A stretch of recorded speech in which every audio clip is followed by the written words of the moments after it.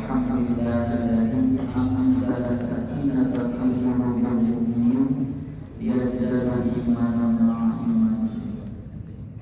Allahumma shalli wa sallim wa barik ala sayyidina wa nabiyyina Muhammad sallallahu alaihi wasallam. Qala ta'ala fil Qur'anil Karim, a'udzu billahi minasy syaithanir rajim. Bismillahirrahmanirrahim.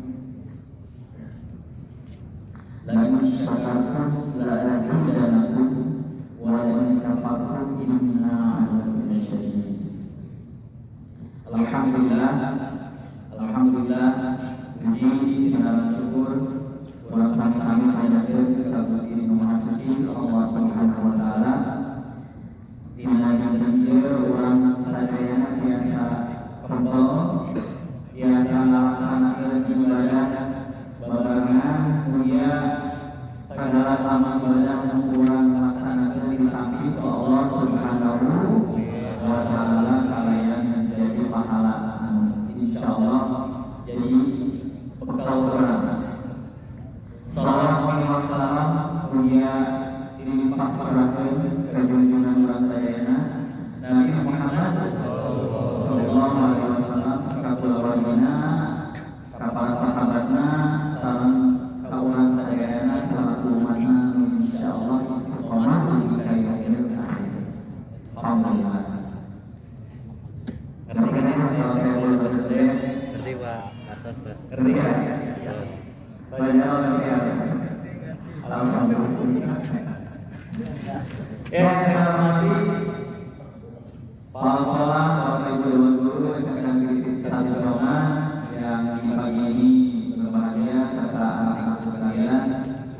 Alhamdulillah, hari ini hari terakhir, pekan terakhir sebelum kita memasuki pekan berikutnya yaitu memasuki bulan suci Ramadan yang insyaallah semoga Allah sampaikan kita pada bulan tersebut. Amin. Yang ingin saya sampaikan sebenarnya menyambung apa yang pekan kemarin disampaikan oleh Bapak Ustadz Haji Warahmat. Jadi hanya menambahkan sedikit dan semoga bisa memberikan insight atau ibrah atau pelajaran untuk kita semua pada pagi hari ini. Bukan hanya untuk kalian yang mendengarkan, tapi sebenarnya apa yang nanti akan saya sampaikan itu untuk diri saya sendiri. Baik teman-teman semuanya, bisa fokus untuk mendengarkan saya. Suara saya terdengar tidak sampai ke belakang? Ya boleh sih. Ya boleh, HP-nya disimpan dulu teman-teman. Boleh ya. Mic-nya terlalu dulu. Oke. Kalau jarak segini enak nggak kedengarannya? Yang paling belakang kedengaran enak nggak suaranya? Hah? Nggak kedengaran?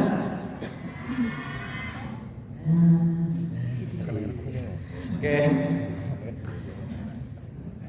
Alhamdulillah, kita sampai di penghujung bulan yang sebentar lagi kita akan memasuki bulan Ramadan. Setiap kita diberikan oleh Allah kesempatan berkali-kali. Setiap kita putus-putus ya. Dua aja. Lebih baik kesannya. Lebih baik. Oke. Setiap kita selalu Allah beri kesempatan berkali-kali untuk diberikan tanda, hei kamu kembali kepadaku, kembali kepadaku. Salah satu tanda yang terjadi adalah hari ini kalian masih bisa diberikan waktu oleh Allah untuk hadir di tempat ini, hadir di sekolah ini, untuk insya Allah saling silaturahmi dan saling menasehati satu sama lain. Itu adalah tanda nyata bahwa Allah tidak pernah henti-hentinya memberikan kita kesempatan, memberikan kita tanda untuk selalu kembali kepadanya. Tapi ketika Allah memberikan tanda-tanda itu kepada kita semua, banyak sekali yang belum bisa membaca tanda bisa membaca tanda bahwa Allah ingin menjadi sebaik-baiknya tempat kembali, dan Allah katakan itu berulang-ulang. Dan bahkan kita pun mengatakan itu berulang-ulang di dalam sholat kita, di dalam tilawah kita. Berkali-kali dalam satu sholat pun kita berkali-kali mengatakan iyyaka na'budu wa iyyaka nasta'in. Hanya kepadamu lah aku menyembah, dan hanya kepadamu lah aku memohon pertolongan. Berulang-ulang kita mengatakan ayat itu, mengucapkan ayat itu dalam setiap sholat, dalam setiap tilawah kita. Tapi seberapa besar makna dari apa yang kita baca, kita pahami. Di kalimat itu mengandung satu kepasrahan, satu keyakinan, dan satu perjanjian yang luar biasa, bahwa kita mengatakan iyyaka na'budu wa iyyaka nasta'in. Hanya Allah, hanya Allah tempat kita memohon pertolongan, tempat kita bergantung, tempat kita berkeluh kesah, tempat kita memanjatkan segala harap, tempat kita memanjatkan segala puji. Dan kita sampai pada fase ini, pekan depan sudah Ramadan, adalah tanda bahwa Allah menjawab doa kita, bahwa kita hanya bergantung kepadanya. Kata Allah, baiklah, aku berikan satu bulan yang istimewa untuk kau lalui, yaitu bulan Ramadan, yang di depan mata sudah nampak. Ditandai dengan apa? Ditandai dengan iklan marjan. Marjan. Iya kan? Ya kan, ciri-cirinya gampang kan? Wah, ini kalau mendeteksi bulan Ramadan itu sudah dekat, ciri iklan yang paling sering muncul di TV, satu iklan marjan, terus minyak, iklan sarung, terus iklan apa lagi? minyak. Ya. Oke, itu adalah tanda-tanda yang paling relate ya dengan hidup kita, gitu kan? Tapi apakah teman-teman semua sudah menyiapkan diri untuk menghadapi bulan yang mulia ini? Pertanyaannya silakan dijawab di hatinya masing-masing. Teman-teman, jangan menunggu Allah memberikan momen yang memaksa kita harus merubah diri dengan terpaksa. Misalnya, untuk bisa belajar mandiri dan tidak terlalu bergantung pada orang tua misalkan, kata siapa harus nunggu lulus, ya? Bahkan saya pernah mendengar ada siswa yang saat ini umurnya udah 16, 17, bajunya masih dicuciin oleh orang tuanya. Ada yang masih dimandiin oleh orang tuanya. Malas mandi, Buang mindset bahwa kalau mau mandiri harus lulus sekolah dulu. Enggak, teman-teman. Enggak. Saya punya murid yang sejak SD dia tidak punya orang tua. Dia tidak punya orang tua. Dia hanya punya kakek dan nenek yang sangat-sangat sederhana. Saya pun ketika mendengarkan ceritanya, saya membayangkan kalau saya di posisi itu mungkin saya tidak sekuat dia gitu.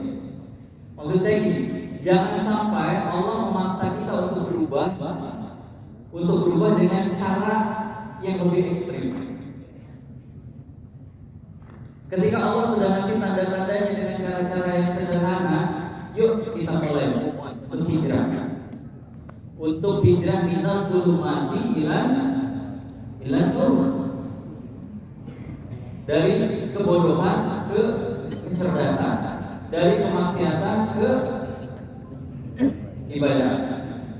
Ya. Lagi musim kemarin, saya akan berubah nanti aja lah ketika saya mengalami quarter life crisis. Itu lagi ramai loh. Quarter life crisis itu seolah-olah adalah momen kita baru bisa menentukan siapa diri kita, bagaimana masa depan kita mau menjadi apa dan lain sebagainya. Itu kita berharap di momen quarter life crisis. Itu di umur berapa? 25 aja.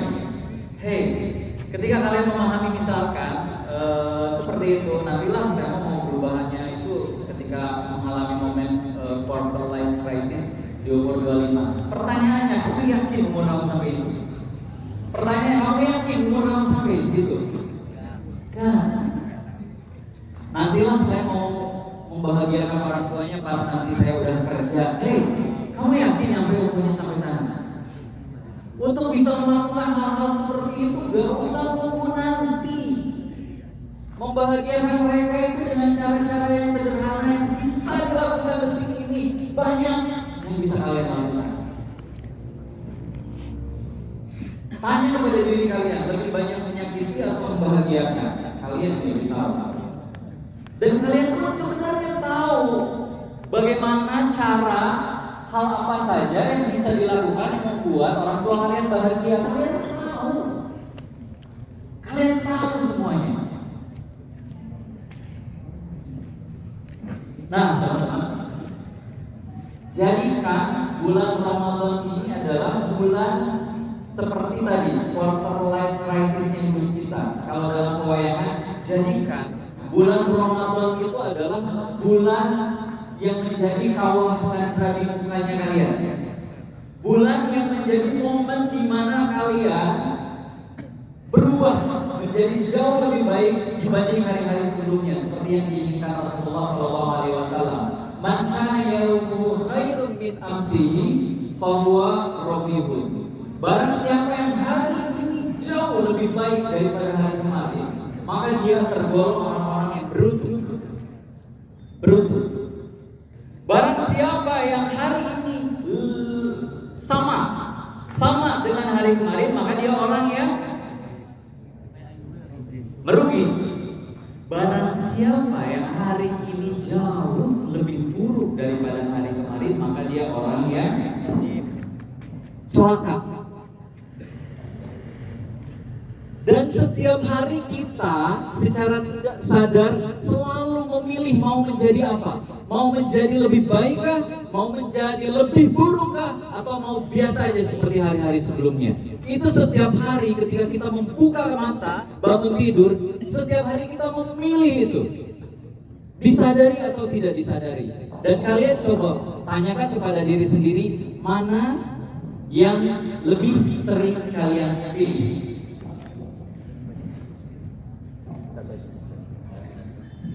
Mana yang lebih sering kalian pilih?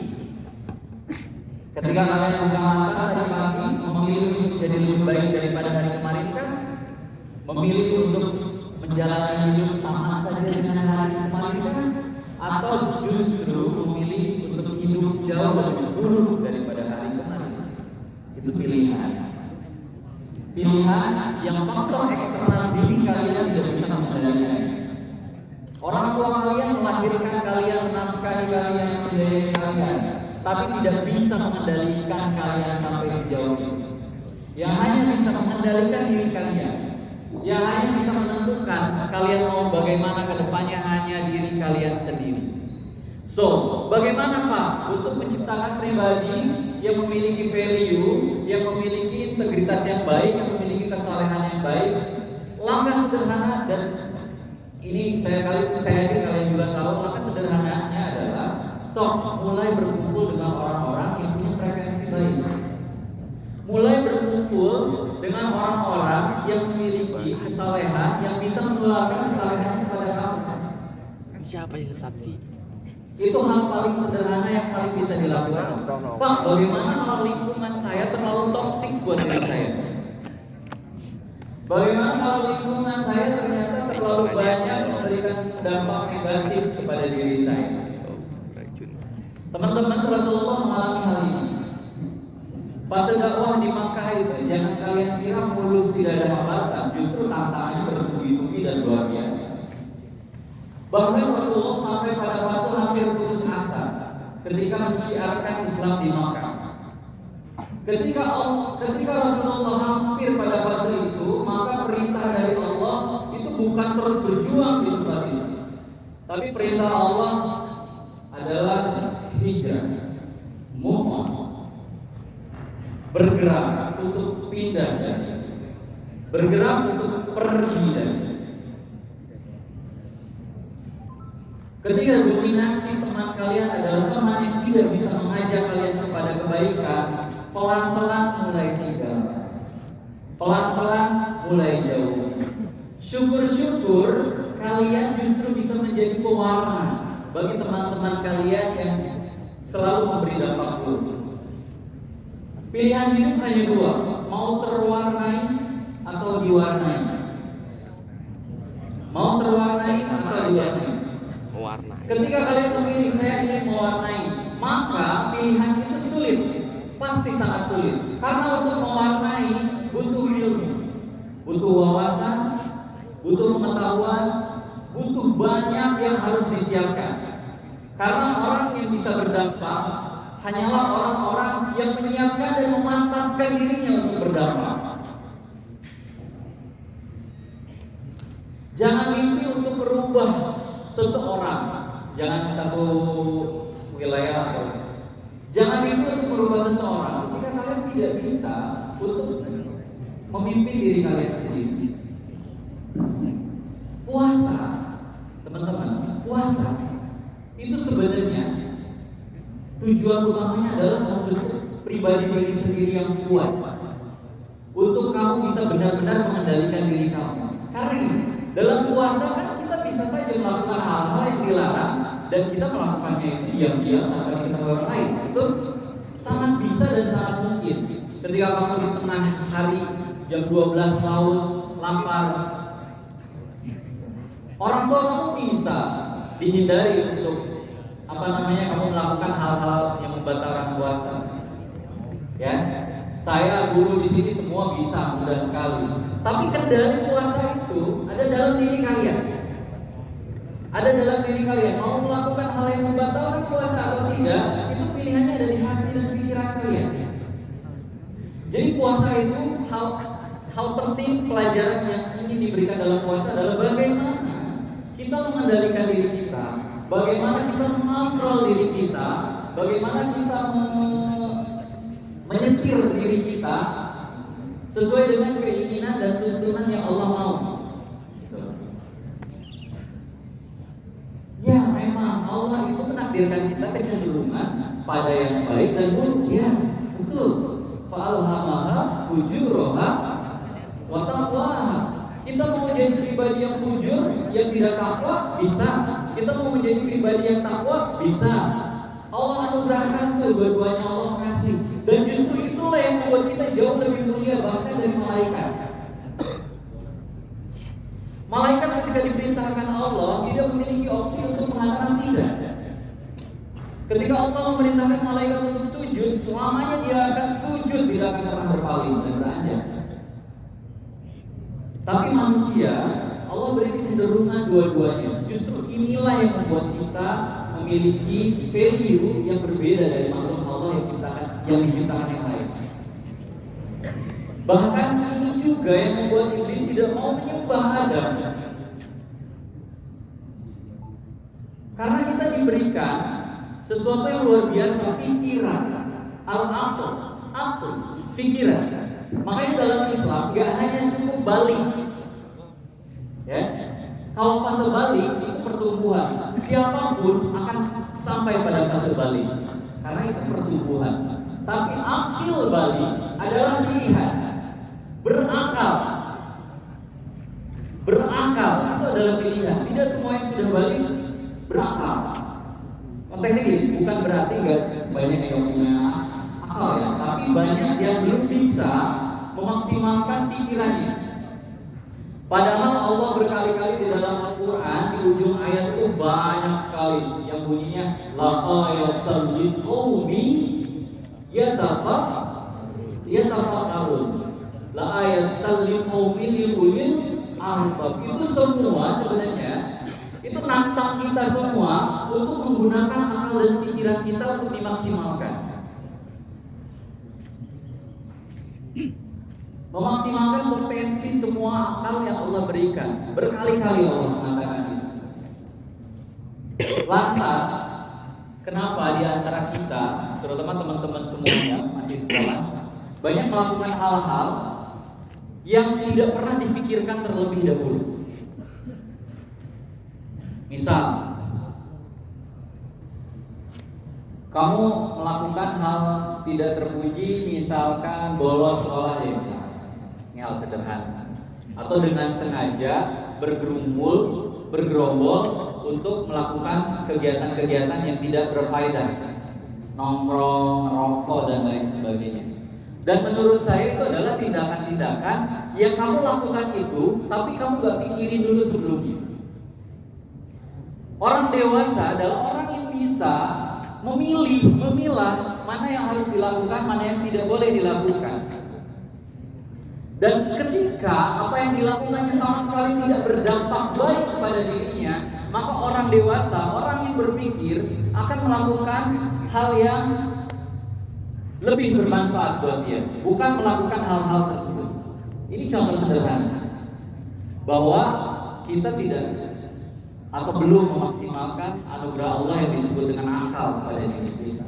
Nah, teman-teman, jadikan bulan Ramadan ini benar-benar bulan yang membuat diri kita itu menjadi diri kita yang baru dengan versi yang jauh lebih baik daripada sebelumnya. Siap? Siap? Insya Allah.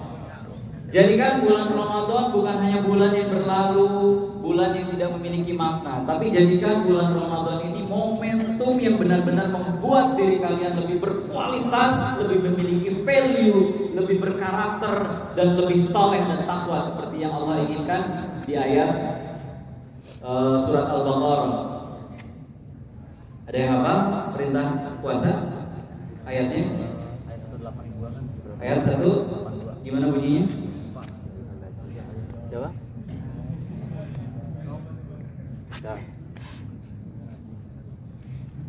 Bismillahirrahmanirrahim. Bismillahirrahmanirrahim. Ya ayyuhalladzina amanu kutiba alaikumus shiyam kama kutiba alal ladzina min qablikum la'allakum tattaqun. Masyaallah. Nah, itu end goal-nya puasa, end goal-nya.